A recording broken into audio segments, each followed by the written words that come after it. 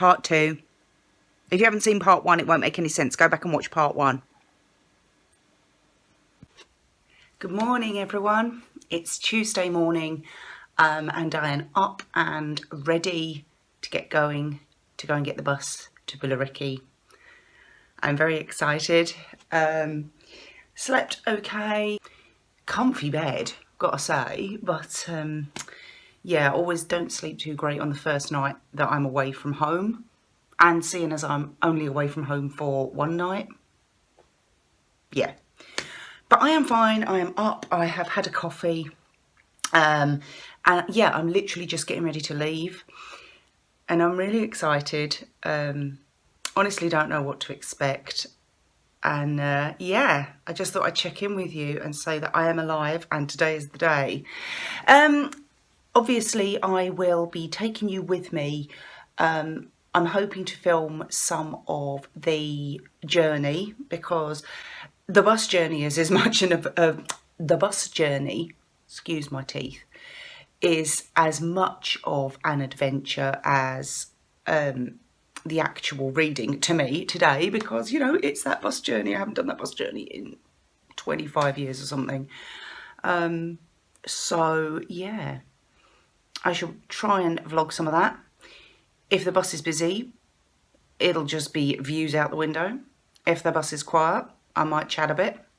And then obviously when we get to Billericay, I actually think I get there about 45 minutes before my appointment, which is ideal. I think I need to be at the appointment 5 to 10 minutes before my time. So I will be able to hopefully have time to kind of vlog a little bit when I get there before I go in. And then, like I said before, my plan is to use my camera to record the audio of my reading. So I won't be videoing it, but I'm gonna just pop my camera down on the side and just use a video basically, but just obviously use the audio. So that's my plan. And then afterwards I am going to meet my mum for a very quick coffee before I jump on the train in Billericay and head home. And then tonight, when I get home, I can't even remember what time I get in. I've been trying to work this out. I think I get home around tea time. But I'm rehearsing tonight with the band, so no rest for me. I've got to go straight back out, collect Ruben, go to rehearsal. So at the moment, it looks like I'm going to get home, properly home, without like the call in on the way, at about 1 o'clock tomorrow morning. I've got uni tomorrow, but also tomorrow, which is really exciting. I've got uni in the morning, but then we are going off myself for this Stranger Things-y thing that we're filming in May. We're going off again for another bit of a recce, but I'm a genius because I've managed to secure an incredible venue for nothing. It must be my natural charm, but we are going off tomorrow afternoon. Myself, Nick the writer, and Mark, my first AD, we are going off to have a look at this venue tomorrow afternoon and meet the people that run the place. I'm so excited about that. I cannot tell you how chuffed, how pleased I am with myself about that. Anyway, I better get going. I don't want to miss this bus. If I miss this bus, I've had it. But I wanted to check in with you guys, and obviously I will keep you updated throughout the day. See you in a bit.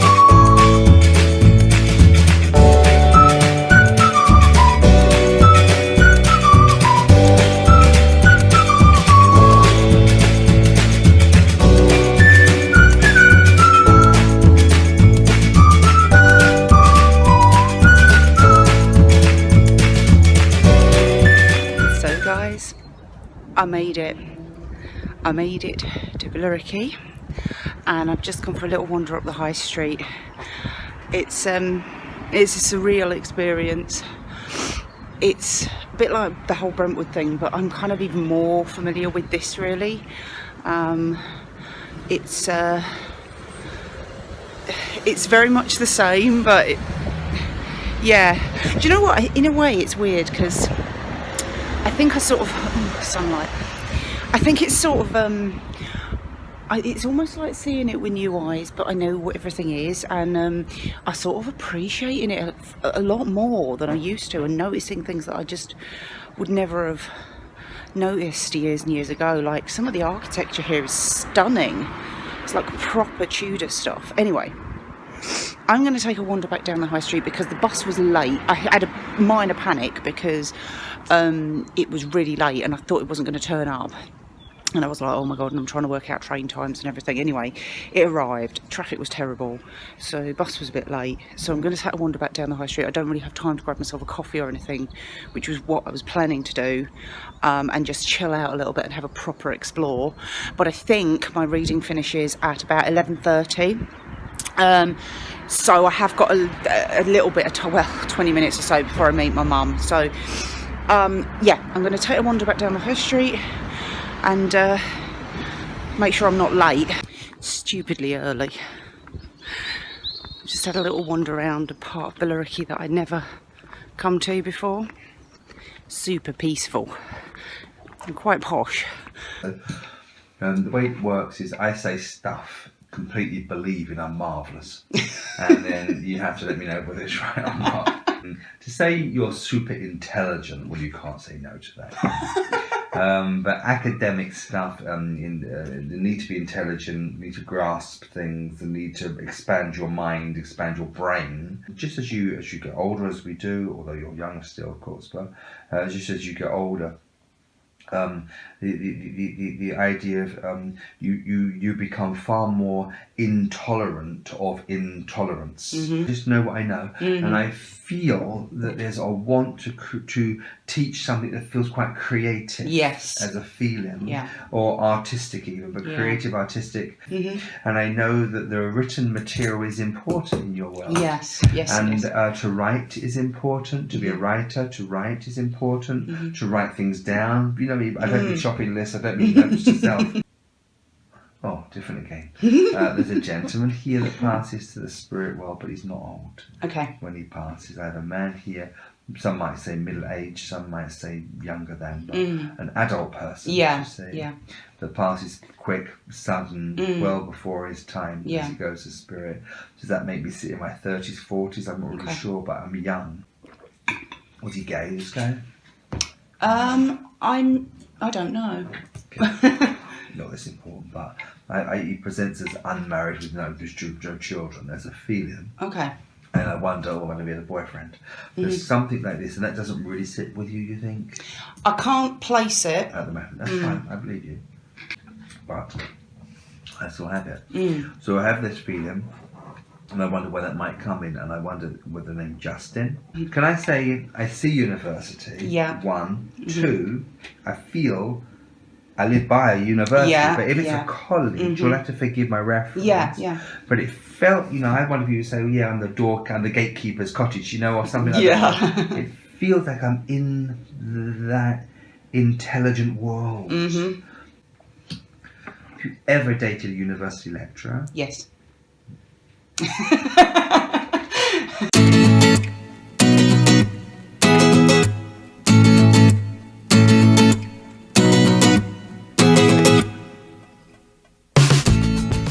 Hi guys.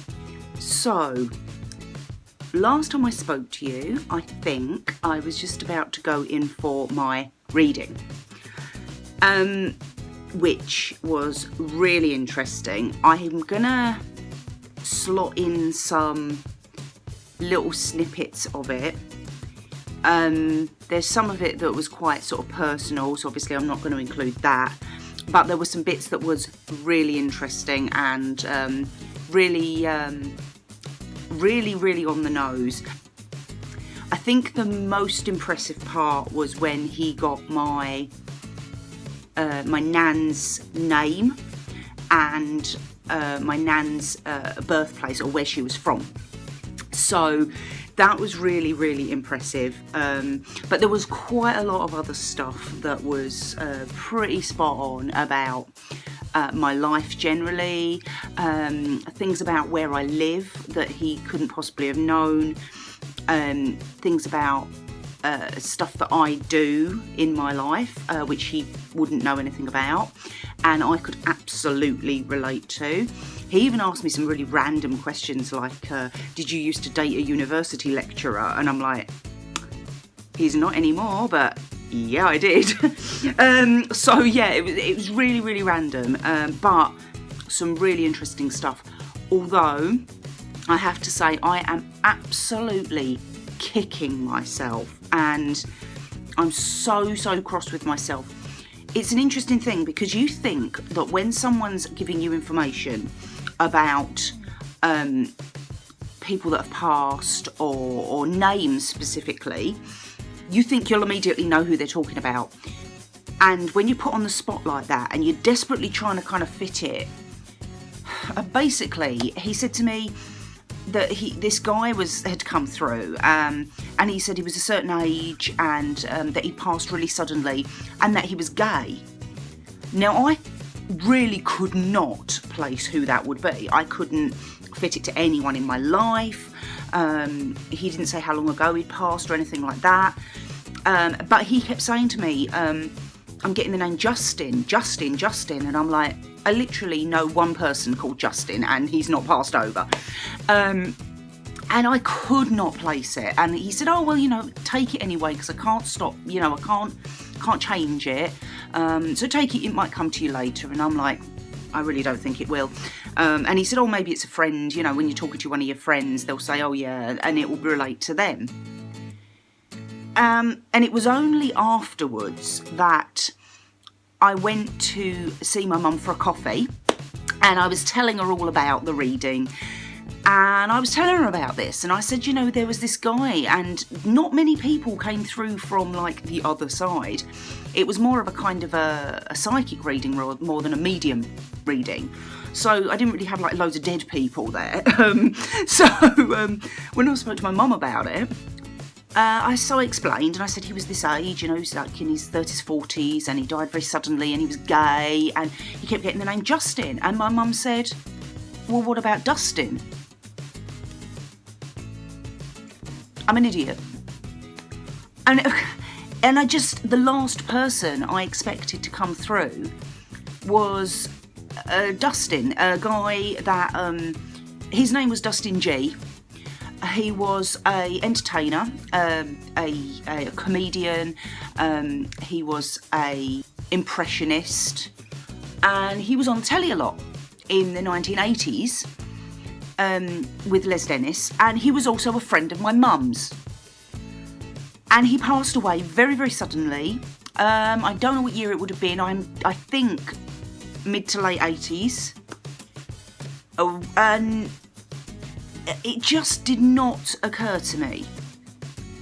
And the age is right, the sexuality was right, the way he died was right. And now Tony said Justin. But then if someone comes through and says Dustin, or gives you a sound that sounds like Dustin, that's not a common name. You're probably going to go and think they're saying Justin. And I'm so cross with myself. And I actually feel guilty. Because I'm like, if Dustin really had come through, maybe he had something to say to me. Maybe he had a message, and I was just blatantly, nope, don't know who that is. I'm an idiot. It might be that he came through around about this time because he relates to me more now. I knew him as a kid. I knew him. We went away we were out for the day with him. I have photos of me with him and his dog. And so I knew him when I was like younger than my kid is now. I think I must have only been like 8, 9, something like that. But now, of course, I work in the entertainment industry, and he died at exactly the same age as I am now, which is kind of terrifying and a little bit weird, because obviously when you're a kid and you see these people, these grown-ups, they seem ancient. But in fact, Dustin was only 43 when he died. So I feel kind of bad. So I'm just going to put this out there, Dustin. I'm really sorry, dude. I'm really sorry. You're just the last person I expected to come through today. So the reading was, it was interesting. There was certainly some impressive moments. But more than anything, it was fun. Tony Stockwell is a really nice guy. He's very relaxing to be around. Does that make sense? His soul centre, his centre that he does all his readings and his development circles in and everything, is a lovely place. It's a very peaceful and relaxed environment. It feels almost like a church, but without all that kind of, so it's a really peaceful, calming place. And yeah, it was just a really lovely experience. So good fun, and I'm really pleased I did it. And like I say, I will slot in some little snippets of the audio, probably before this. Yeah. So all in all, a fantastic couple of days of just chilling out, having new experiences. In fact, very new experiences, because the reason that I'm actually vlogging now and didn't vlog immediately afterwards and didn't sort of vlog much of my journey home is because I got to Billericay station in time to get my train, and unfortunately there'd been an incident just outside Brentwood, and all the trains were basically cancelled or delayed. My train eventually left Billericay about 45 minutes late, and then it got to Shenfield and they kicked us all off, made us go on and get on another train, so we had to go on and get on another train to get up to London.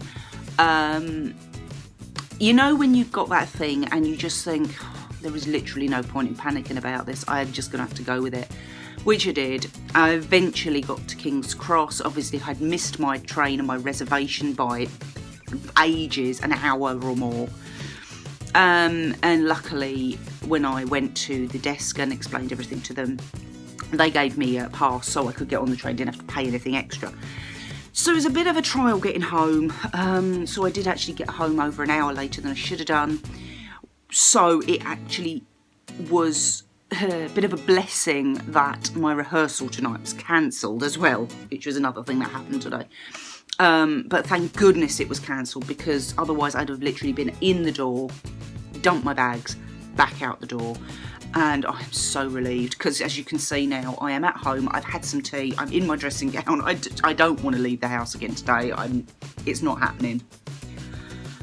But guys, I'm going to close this vlog down now, and I really hope you've enjoyed my little homecoming vlog, my little journey back to the motherland, and my reading, my new experience of having a psychic medium reading. It was pretty cool, and meeting Tony Stockwell properly was lovely, and we had some lovely chats, not just about like medium stuff, but we chatted about all sorts of things, and he's a lovely guy. So like I say, I'm going to close the vlog down now, and I hope everybody is well, hope everyone's having a really good week so far, and I will see you in the next one.